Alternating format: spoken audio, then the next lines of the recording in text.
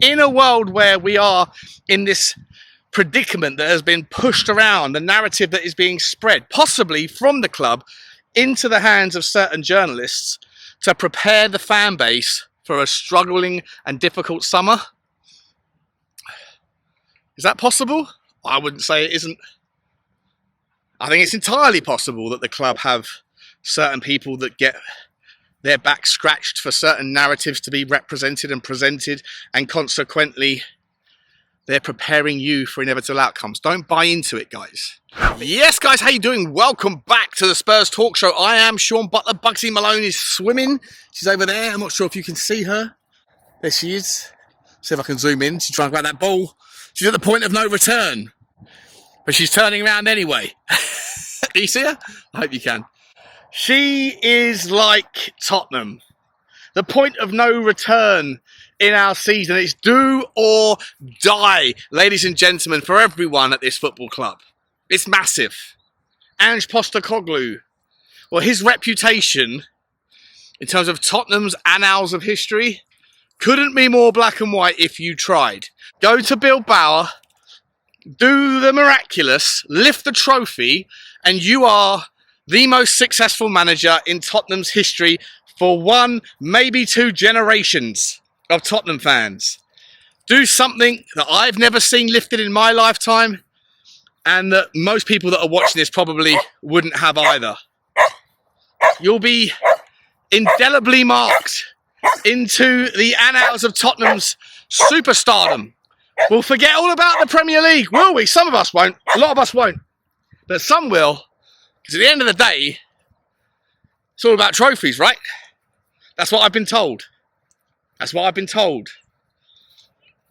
We shall see what the fan reactions is. But if you win, then just like Bugsy, the easiest exit's the other side. If you lose, Ange, then not only with it goes the best chance for cup glory in decades, but also goes with it your chance to be the most successful manager. And in so doing, you will probably likely get titled the least successful manager, the biggest failure, the biggest flop in Tottenham's managerial history. And surely that will be the sacking. Now, I'm not focusing today on the negatives. I'm not focusing on it. I'm done with that stuff for now. Today, tonight, tomorrow, it's all about positivity. It's all about getting behind your team. It's all about parking all of the opinions, the egos, I've been saying this for this long, and I've been said that 2 years ago, and everyone was calling me a mug. Forget all of that. Guys, we're on the precipice of something miraculous. As I say, it's not just Ange that has the black and white line in his sand. Daniel Levy, can you recover from this one if it goes wrong? I would say, at least in the online space, it's going to be tough. For me, it's going to be tough. It's going to be tough for me to recover from this, Daniel. I really, really hope, for everyone's sake, for everybody's sake, that it all goes well. But guys, there's a lot of noise out at the moment. It's not just about Tottenham's plight in the Premier League, not just about Tottenham's opportunity in the Europa League. There's the summer. And we spoke about this on yesterday's video. Where's the camera going? It's gone in a different direction. Maybe like Tottenham should. Come back, baby, come back. There you go. What are we doing here? Well, the noise from Stefan Borson yesterday, saying a lot of the things that you will have heard yours truly saying. Cash flow forecasting is different to profitability, but just as important, if not more important, in isolation, in short-term moments. Do Tottenham have the money to be able to put together the scratch for a summer transfer window that doesn't include the successes of the Europa League? Failure in the Europa League, where do you go to improve? Well, a lot of the arguments have been based around players have to go before we can sign. I don't subscribe to that. Here's why. Yes, it's true that Tottenham will have finished about 10 places lower than the worst case scenario that will have been forecasted by the club. And so £30 million of worst case scenario revenue is not going to be in the club's coffers from the Premier League at the end of the season, and that cash is not set up in instalments as far as I'm aware. Those merit payments are paid in one lump sum and allow you to operate your business accordingly. On top of that, I would imagine that Tottenham would have factored in about £20 million of Europa prize money, in some factor within the worst case scenario. £50 million combined in lost revenue from future payments on merit and the Europa League next season across the various methodologies, right? Even if you're in the Conference League, which I'm guessing would have been the worst case scenario. No one would have predicted a season outside of Europe for the second time in 3 seasons. And so £50 million less cash flow into the club in the immediate that would have been forecast on the worst case. Maybe 75 on the expected case, maybe 100, 110 on the best case, had we gone and done the remarkable, like finishing first, second, third, or something like that in the Premier League, and also done a remarkably successful run in the Europa League on top of that. So yes, the cash flow is going to be less, and those cash flows are not player trading that has the variables, the variety of different structural payments that may, mean that you're more flush one year than you are in another. All those things are impactful for sure, but there is also the other side of the coin, and that is that Tottenham won't have factored in to the worst case scenarios whereby we got as far as we have done in the Champions League, or in the Europa League rather. Those things won't have been factored into that Plan C environment. And so I think that we're probably 10, 15, 20, 25, I've got no idea, 20 million quid maybe better off than we probably were factored into that worst case forecasting situation, which brings you back to about 30 million pounds. So this notion on a net basis, this notion that Tottenham have no money to spend unless we get to the Europa League, is only true in a world where our transfer budget on the worst case scenario Plan C forecasting basis was a transfer budget of £30 million, which I cannot get on board with. And so whilst I can get and acknowledge the very real reality that cash flow is different to profitability, and that the cash flow of those things that are missing this season that were probably unexpected were real and relevant and imminent in their arrival in our bank accounts, because of the netting of the other side, I just don't believe that Tottenham Hotspur are going to be without any chance of any budgets. But you know what? Let's also do our own forecasting here for a while. In a world where that is the case, how do you make hay whilst the sun is very much not shining, and whilst maybe it's raining over Tottenham, which it kind of feels like? Not today, doesn't it? It feels like an absolute belter. But in the terms of the kind of the mystery that is the zeitgeist of Tottenham Hotspur, it's a little bit shady and cloudy, or it has been for a while. But maybe there's blue skies on the horizon tomorrow night, guys. But in a world where we are in this predicament that has been pushed around, the narrative that is being spread, possibly from the club into the hands of certain journalists to prepare the fan base for a struggling and difficult summer. Is that possible? I wouldn't say it isn't. I think it's entirely possible that the club have certain people that get their back scratched for certain narratives to be represented and presented, and consequently they're preparing you for inevitable outcomes. Don't buy into it, guys. But even in a world, let's play make-believe, hypotheticals, where it is possible. Well, there's a long list of free transfers this summer. A long list of players that are out of contract. The vast majority of them you probably don't want, aren't good enough, or aren't available, or aren't interested, or maybe haven't yet signed contracts but are still in the process of renegotiating and might be in the next coming days or weeks.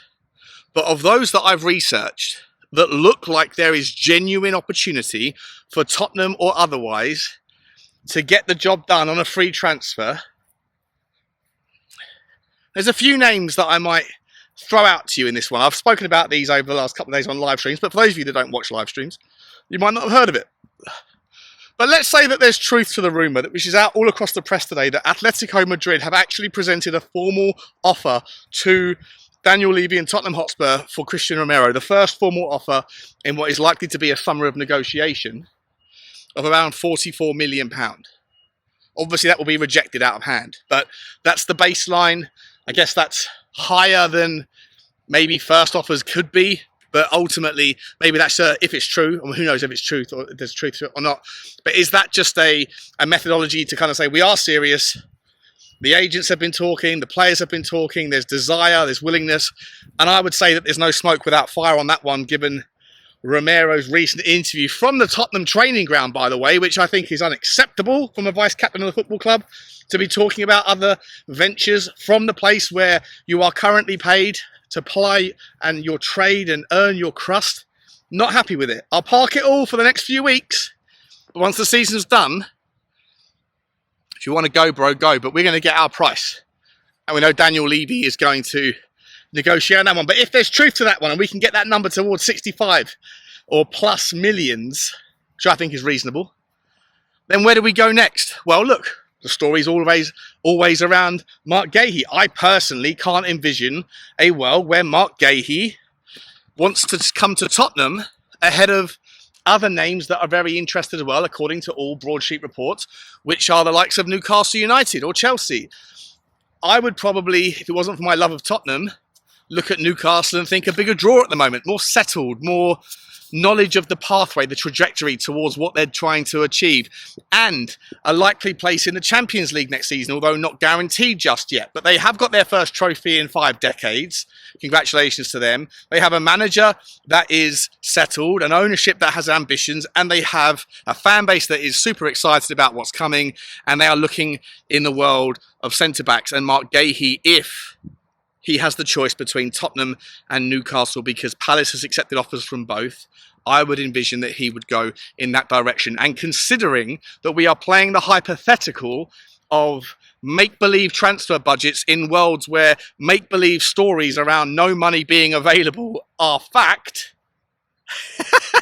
I don't know how I do this every day, honestly. I find myself going, you're better than this, Butler, you're better than this. But in that world, then we also need to figure out middle of the park issues. Because for me, it's as clear as day when you look at Manchester City and you see the difference between that team of world superstars with Rodri and without Rodri. Not to say that all of the responsibility of Manchester City's success hinges on one player. That is, of course, undermining and simplifying a very complex, considered and sort of diversified narrative of what makes them so good or have been so good over the previous years.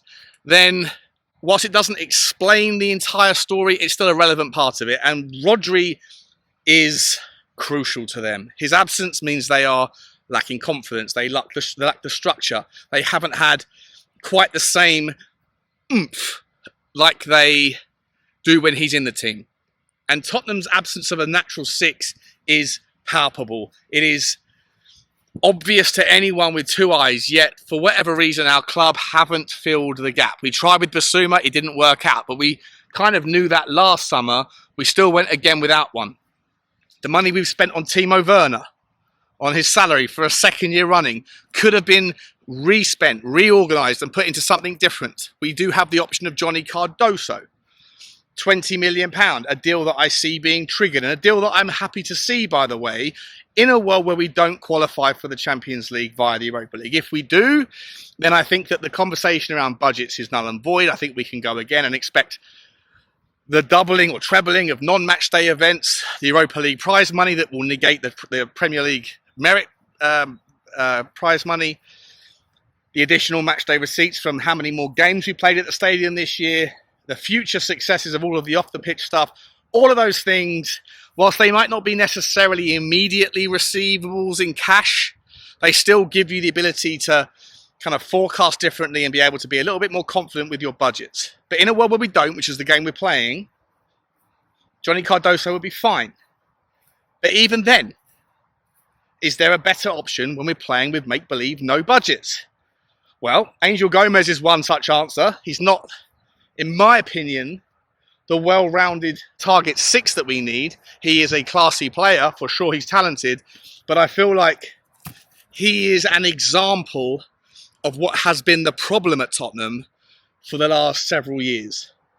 It's not feeding at the big table, it's fishing in the pond rather than the lake, or the sea rather than the ocean. There's bigger fish out there that are attainable if you can find them. Now, who's looking for them? Who are the fishermen? Well, there's those problems we spoke about yesterday. The unknowns with regards Ange's future, Lang's future, Munn's future, Rob McKenzie's future, Vinny's delayed entry into the team. What's his role going to be? All of these things are crazy. Rumours today that a non-Middle Eastern based takeover target has apparently struck a deal with the football club. I don't buy it for a second. Neither does Bugsy. I know where the ball is, mate. You have to find the ball. Come find me over here. Come find me over here. But in any event, we are looking for money. When it comes, if it comes, where does it go? Who's it? What projects is it for? There's apparently £300 million in various accounts across the organisation's subdivisions, only 12% of which apparently are on average audited externally. 3 of the 14 divisions of Tottenham Hotspur Football Club don't even acknowledge or haven't announced how much money and cash are in those accounts. So it could be far more. Who knows? Either way, is that money spoken for? All of these things are crazy unknowns. But is Angel Gomez better than Cardoso, a better fit? I don't think so. I think Johnny Cardoso is the perfect fit, if I'm entirely honest, on a restricted budget. But it's still £20 million that is precious. Angel Gomez is free. Now, don't forget, guys, free doesn't mean free.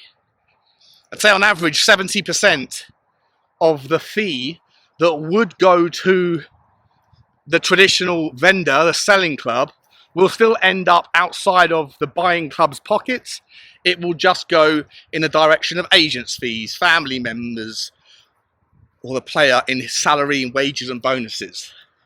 So don't think that free is free. However, there is a distinct difference, because if you have a player that is on a free transfer because they're out of contract and they have a willingness to join the project, then you would hope that the agent and the player would be amenable to terms that are constructive and suit the narrative of the club in which they are joining, because they are not a competition or in competition with the club.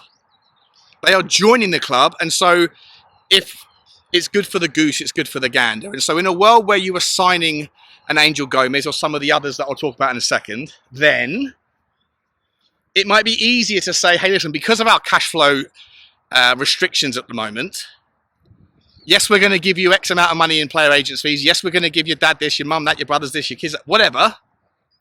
But do you mind if we do it 10% now and 40% next year rather than 30% now and 10% next year? Or however, the traditional vendor, there is a competitive element to be considered as part of that negotiation, would have the deal structured. Most of the time, the vendor doesn't want to sell a player.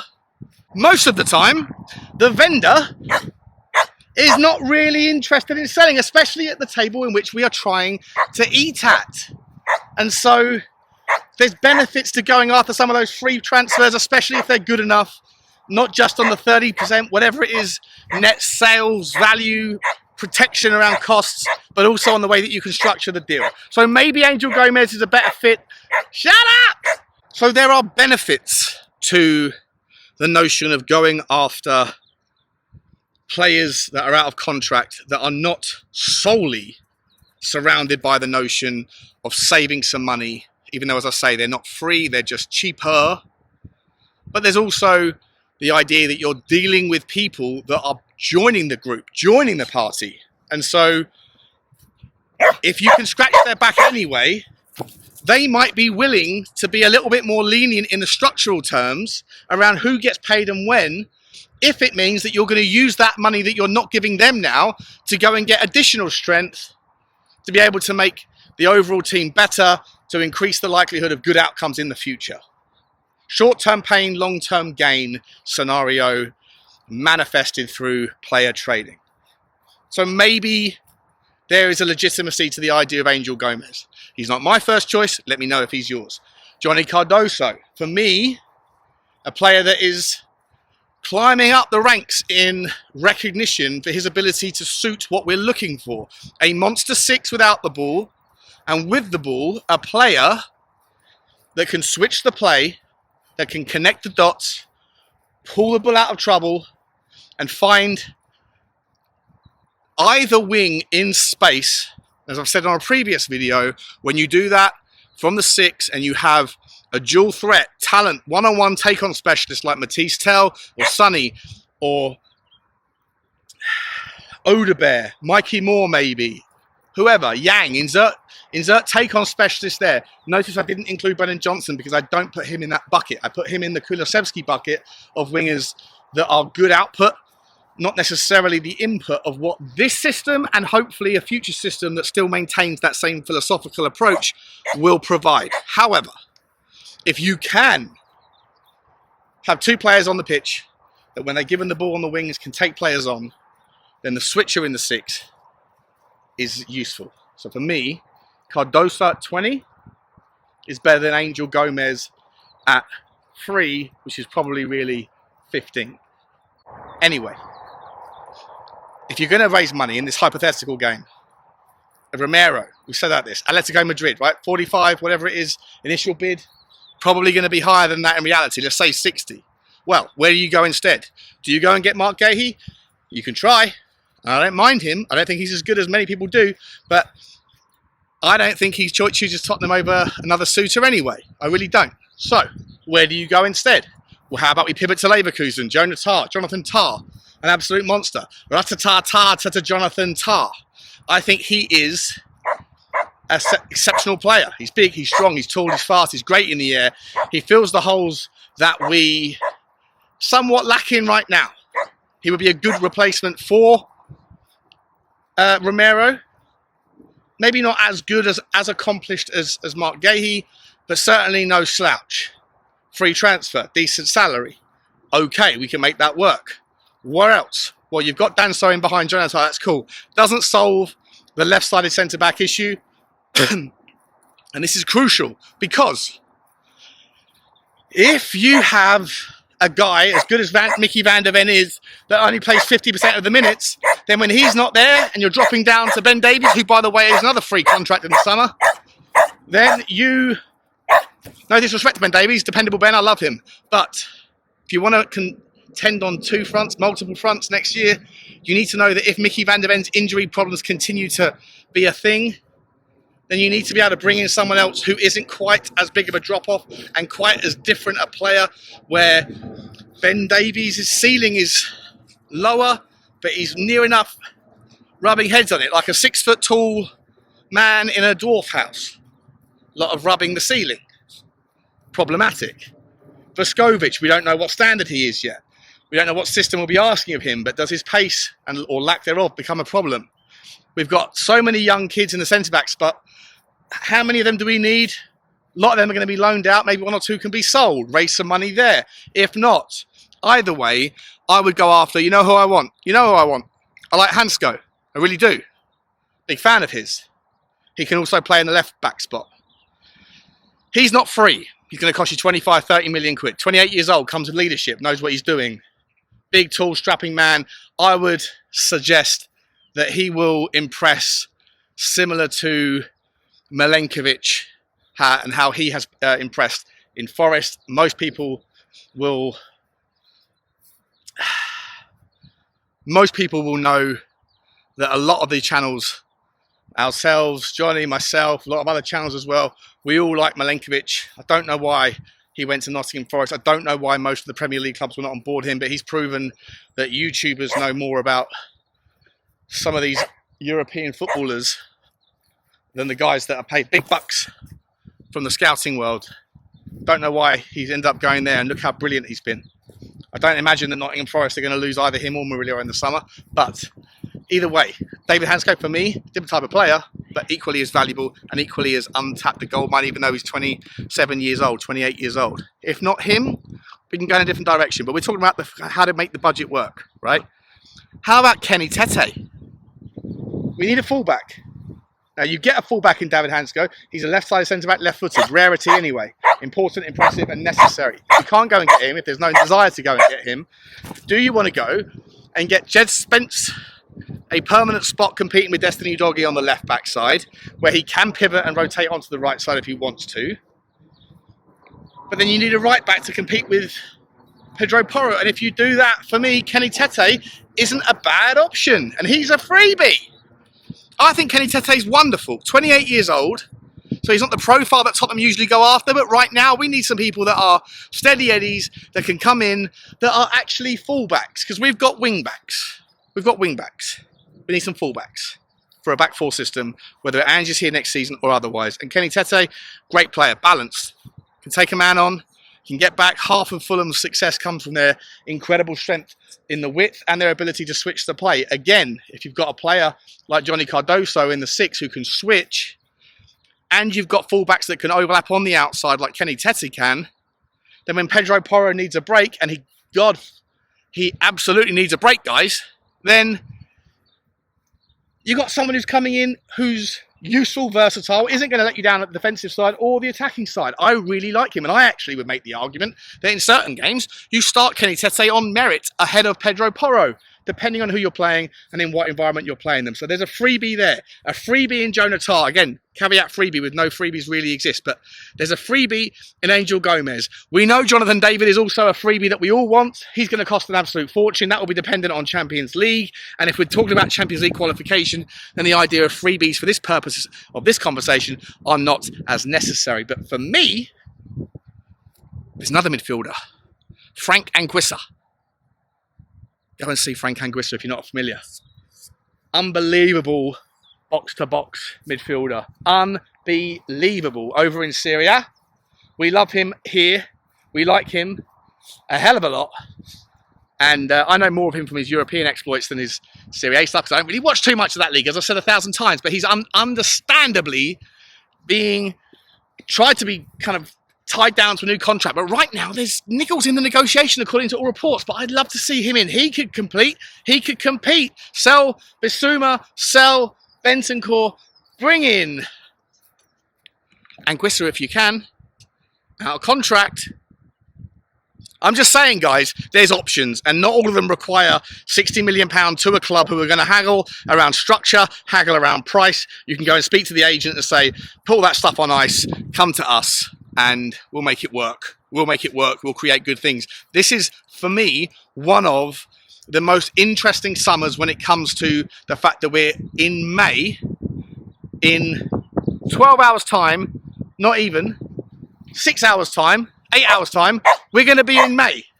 Which means in 6 weeks, well, a lot of these players, by the way, we could already be having conversations with, because we can sign pre-contract agreements with them if we wanted to. I don't know why these things aren't happening. If they are, they should be being progressed. Of course, that comes back to what else is going on at Tottenham, elsewhere. But for me, there's lots of players. It's one of those kind of seasons where there's a hell of a lot of juicy talent that is still yet to consider and decide their future. And Tottenham, in a world where we struggle to put together the budgets to be able to go into the market with absolute fury, then these conversations should be happening, could be happening. Tyrick Mitchell, he's on the list that there's contracts been expiring. I don't think he is. I'm pretty sure he's not going anywhere until 2027. Shut up, Bugsy! But either way, if there's a chance there, you'd go and get Tyrick Mitchell, wouldn't you? 100% you would. 100%. Either way, guys, there's a lot of juicy players out there that are free. So don't be too upset, even in a world... Well, don't be too upset regarding this notion that our entire summer is done in a world where we don't win tomorrow or next week and then in the following Thursday. If the worst case scenario should manifest, for me, the bigger problems are the amount of changes that are going to happen, the people that haven't even arrived at the club yet, that will have to probably, in all likelihood, want to have their say on what they want to do, They won't be here until June. To me, the delays and all of those things are more problematic than this nonsense notion that we have no money anyway. But even if that is truth, or there is some slice of truth to it because of cash flow issues, then there are still options, and plenty of them, more options than on a traditional year. What we need is motivated members of staff to be having these conversations, decisions to be made, and whether or not we are in accessible areas to those decisions, whether that news will get filtered through or otherwise, you just hope that these things are taking place, discussions are taking place, and that there is a plan A, a plan B, and a plan C. Just like in business, if you are cash flow forecasting, then Tottenham should be performance forecasting for all and every eventual outcome. Sometimes I scratch my head and I wonder whether it's true, because there's not a lot of evidence to suggest that there is, with regards how long it took to get managerial replacements for Conte, and after Mourinho with Nuno. All of that stuff was insight into the absence of performance forecasting. But we've got a businessman at the helm who's incredibly good at generating juice from the squeeze. But as I've said a couple of times now, if you want to be valued at £3.75 or £4 billion, you need to act like a multi-billion-pound organisation, and those things need to overlap into the fundamentals of the football club. We can't be resting on our laurels, sitting on our hands, waiting until we know before we know. You should know what you want to do regardless. And there's plenty of options, regardless of the truth or bullshit surrounding media speculation around budgets. Just get it done. Let me know your thoughts, guys, because I could imagine a transfer window. This won't happen, but would you be okay with a transfer window where you saw a Kenny Tete come to the club, Joe Natar, Frank Nguissa, Johnny Cardoso, Jonathan David, and a confirmation of Matisse Tell? I think we're incredibly stronger with that team. And all of that is, most of that is free. And it obviously predicates on the idea of losing out on a Romero, losing a Bentancur, Bissouma, whatever else. Also, sorry, I forgot, David Hansko. Go and get him. Go and get the man at Leverkusen, Nkapia. He can do the same thing. Left back, left-sided, centre back, left-footed, bit of balance. It's not rocket science, guys. It's not rocket science. There's options out there. The complexity comes into how do you pitch the sale when other teams are coming in that have more security, more steady eddies, more kind of an even playing field with less unknowns, less variables, less confusion around the plan. But those things need to be articulated. Those things need to be addressed. Those things need to be considered right now. And you hope that they are. You really hope that they are. This club is at the precipice of something magnificent. If it works, I really hope that we're ready to go. If we lift the trophy, it'll be the best thing that's happened to us as Tottenham fans for decades.